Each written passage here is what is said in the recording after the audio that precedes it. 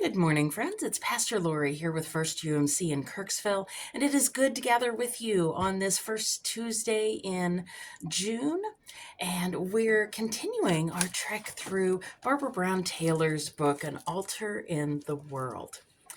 Now, I found it really fascinating as I got to these couple of chapters getting towards the end of the book that the chapter on Sabbath rest, on the practice of saying no, is paired with the chapter on the practice of carrying water, of labor in the world. And it's interesting, right? Because God has built both of those into how we best live our lives. And we see this in the Old Testament. um, let's actually start from the beginning. These are a little bit from her chapter on the practice of carrying water. Now, she starts that chapter by talking about an ice storm that hit one of the first years that they lived on their farm. Now, she had spent most of her life living in cities, and a power outage there meant, well, somebody else would take care of things and you'd still have running water mostly. So you'd light a candle and snuggle in with an extra blanket, and pretty much things would be good to go the next morning. But the first time on their farm that they experienced a big ice storm, her husband was more practiced in this than she was.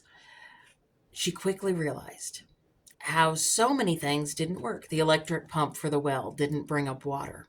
Hence the name of the chapter, Carrying Water. Bringing in the buckets of snow to heat so that they would have water. That practice of heating and boiling water to have to carry out for the animals because everything was freezing. Having to constantly tend the fires to attempt to keep the house warm. And then that feeling of relief when the power finally came back on, and that sense of, oh, but again, what a difference that labor meant, and how different she felt when she had to stay constantly in tune to what had to be done to keep things running. She paired that with a story of a young friend of hers who had mostly been raised in a computer era and had not had a chance to spend much time out in the country. This young friend came out to visit for a week, and it was the time of digging potatoes. And so they wound up out in the garden digging potatoes. Now, I have memories of digging potatoes from when I was a kid. And so I resonated some with this chapter as she talks about that interesting process of digging through the dirt underneath the surface, not knowing what you're going to find. Will it be a tiny little marble of a potato? Will it be one of those real gems, a huge potato that's just wonderful? Will it be one of those really weird ones with all the knobs and bumps? And just that process of digging through the dirt, and then with tired, aching muscles, eating those same potatoes then later that night, and how good they taste, and what a blessing that is. And she said her young friend was absolutely transfixed as well. And she made an interesting comment. This child was very young at the time, and she made the comment that she could sense that he felt genuinely useful, right? And I think that's one of the things about labor and why it sometimes can be a restorative kind of practice in an interesting way. When we do something, especially that we can see the results of what we've done right away, right?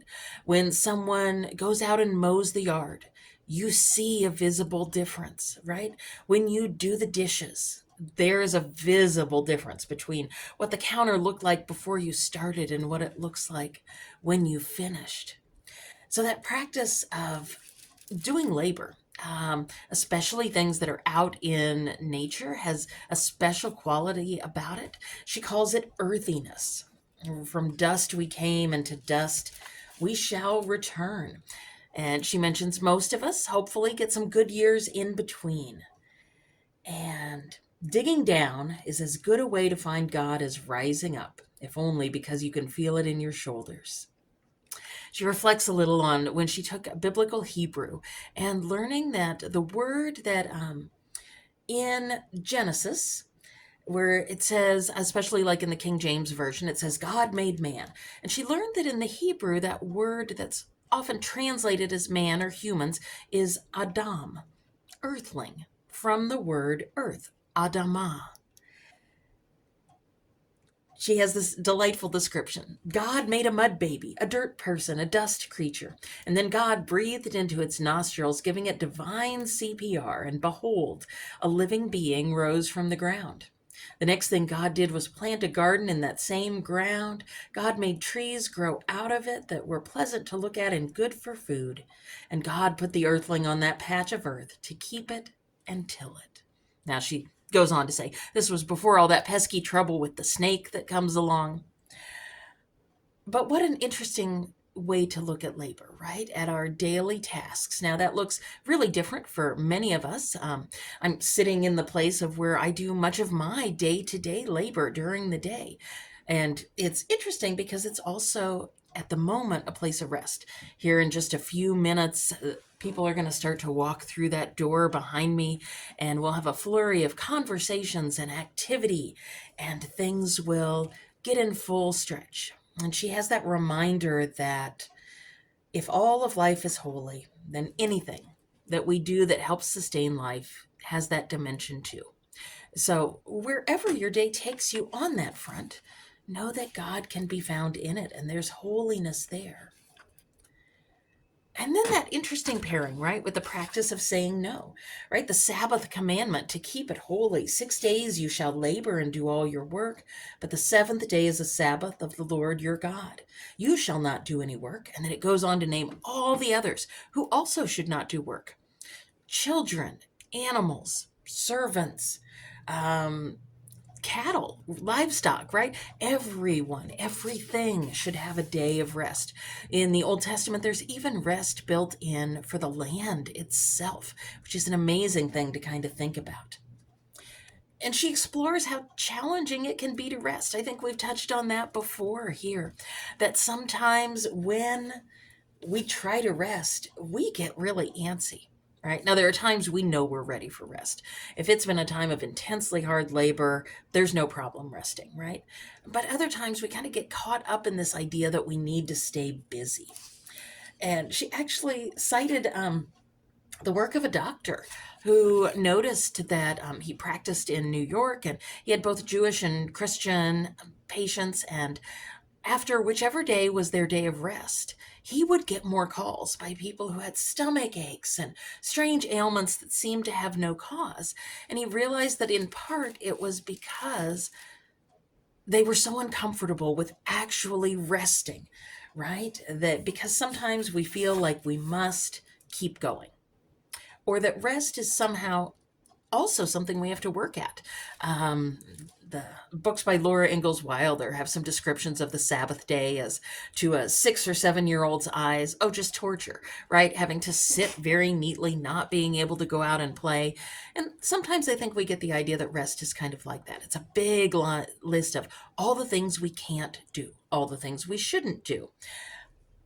And that's not the way it's really characterized by God in the Bible. It's instead an invitation, and more than an invitation, right? A command to rest, not just occasionally, not just when all of our work catches up to us and leaves us so exhausted that there's no alternative, but to do that on a regular basis. She says, it's the true God's gift to those who wish to rest and be free.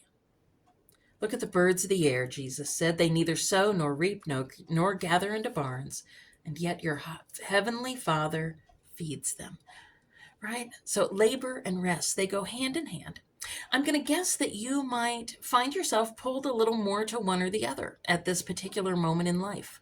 You might be in a stage where there's too much rest, and somehow you need to pull yourself out into more activity, more labor, that practice of carrying water.